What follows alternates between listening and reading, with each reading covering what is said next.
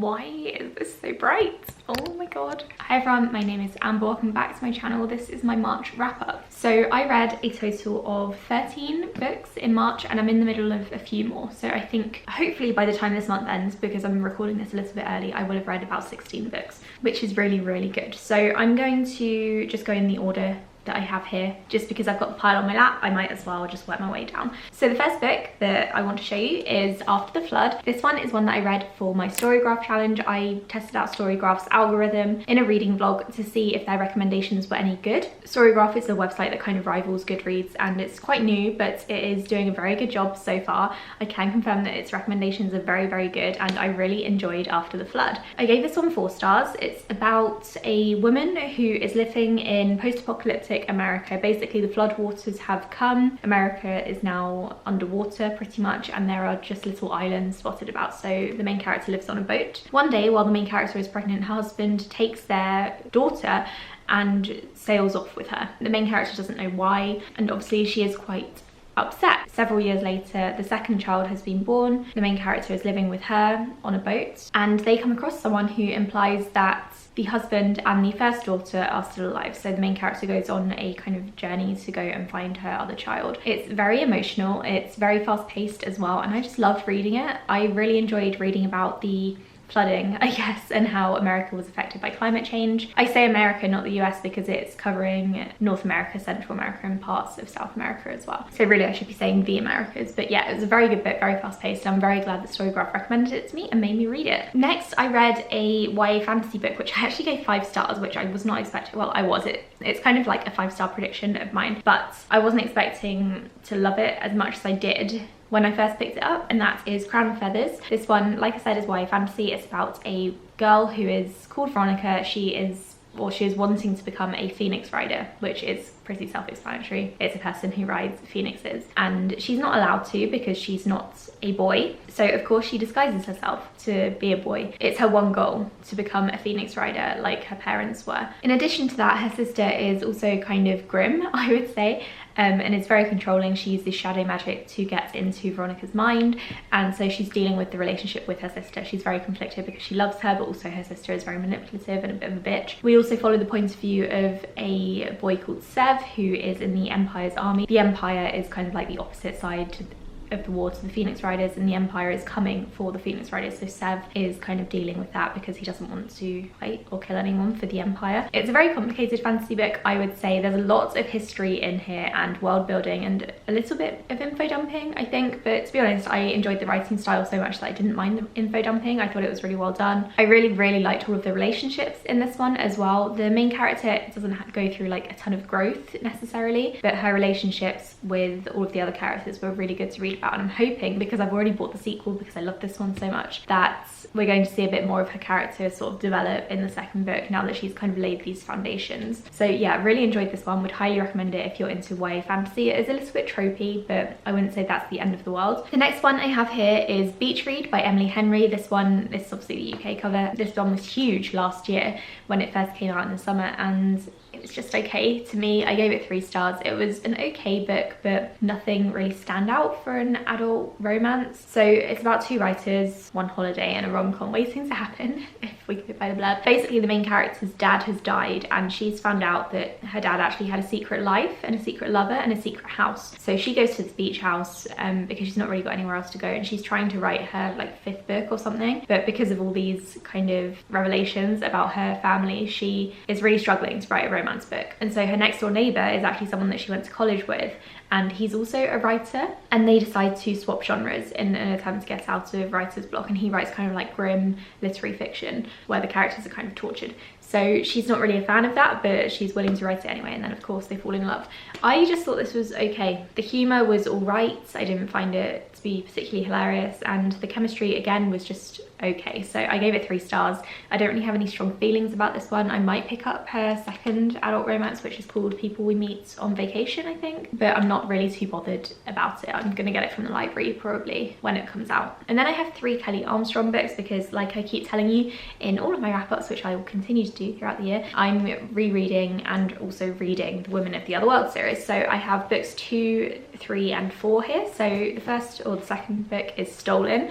This one follows Elena again, and she is captured along with a bunch of other magical kind of creatures or beings, and this is where the world really starts to expand, and you find out the werewolves aren't the only supernatural beings in the women of the other world. There are also shaman and witches and vampires and all sorts. I much preferred this book to the first one, Bitten. It was just a bit more exciting, a bit darker, and also I love the expansion of the world as well. I think if I was to go into it thinking that there were 13 books about werewolves and Elena in particular, I would be a bit bored, but thankfully everything starts to expand. We meet Paige, who I love. So then we have Paige, who is the main character of the next 2 books. So there's book 3, which is Time Storm Magic. This one, like I said, follows Paige, and she is struggling with the coven of witches, and she's currently their leader. None of them are very supportive or helpful in any way. They're all a bit bitchy. Paige is also trying to take care of a young girl called Savannah, who's a teenager, and Paige is quite young herself. She's in her early 20s, so it's a bit of a shift for her, and she doesn't really have that support network. And then people start coming after Savannah as well, so it's a whole thing. People are very unhelpful towards her, and it's quite upsetting to read, but I really enjoyed it. I love Paige and her humour. I think this one is really funny, and I really like Lucas as well, who is the love interest. Then we have book 4, which is Industrial Magic, which again follows Paige. This one focuses more on Lucas's family because there's kind of a murder mystery sort of thing going on. I did think that because it's a long book, about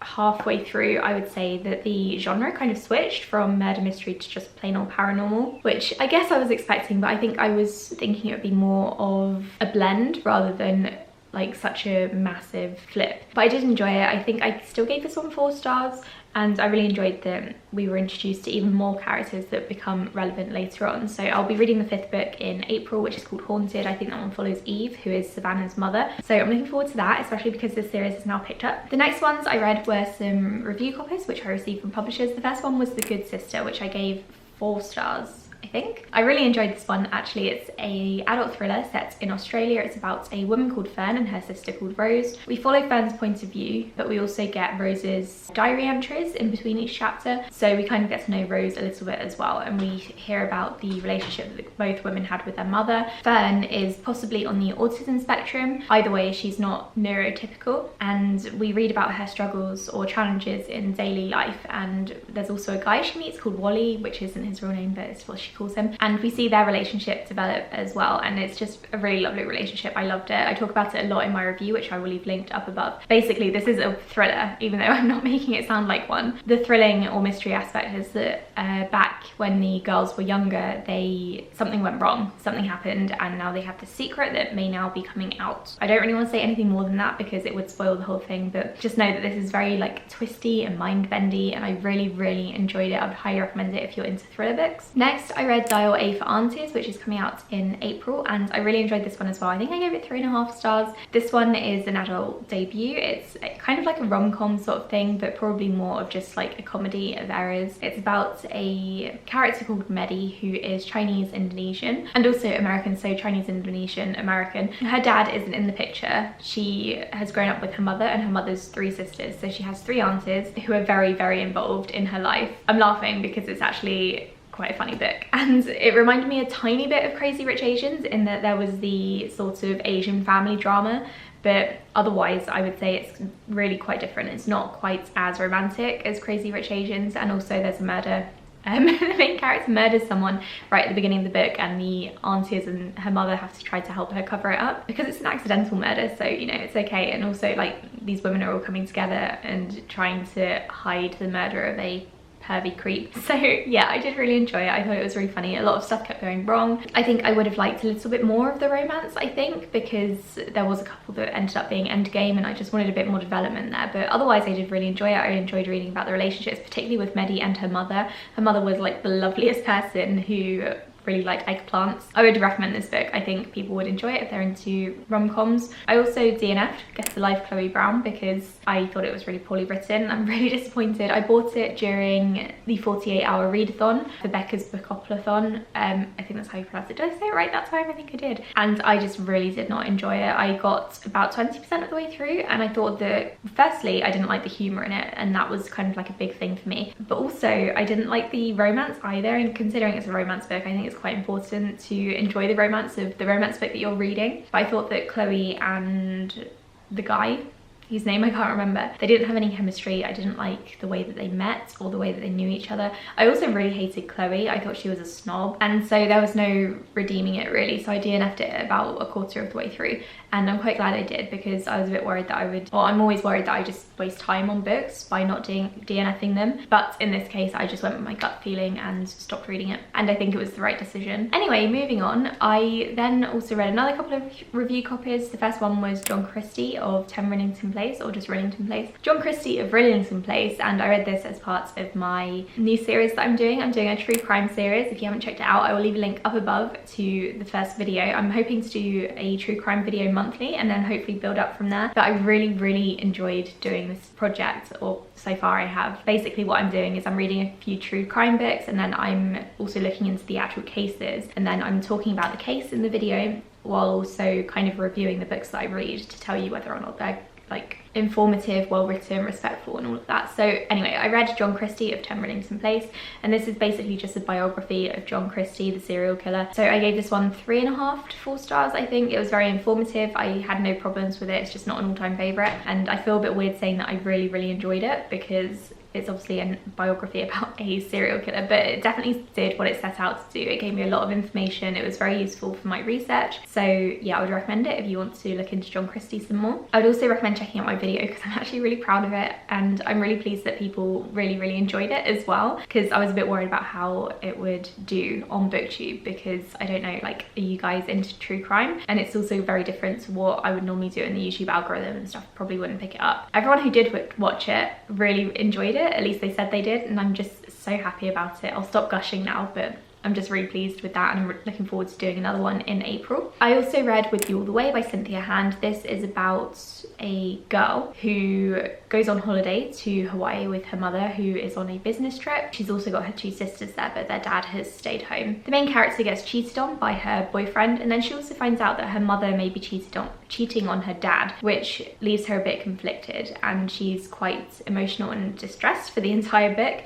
And then she also sets out on a plan to have sex with another boy for the first time, because she kind of wants to get it over with, and they both kind of want to just lose their virginity and sort of get it out of the way. So it's quite a funny book. I enjoyed it. It wasn't as emotional as some of Cynthia Hand's other books, but I very much enjoyed the family dynamic, and also the sex talk in it was also quite good. So I enjoyed that. I gave it 3.5 stars. I think I read it so long ago, like right at the beginning of the month, so I can't really remember. Would recommend it if you like YA contemporaries. It's not an all-time favorite of mine. It's not my favorite Cynthia Hand book, but it was good. And then the final full book that I read was The Future of Another Timeline, which I also read for my Storygraph TBR challenge, which again I loved doing, and I'm definitely going to do it again in the future. This one is a time travel novel set partly in 1992 and partly in 2022. Back in 1992, there's kind of a murder spree going on, and the main character is sort of involved in it. And in 2022, the main character, who is a different person, she is going back in time as part of her time traveling job, but also she's trying to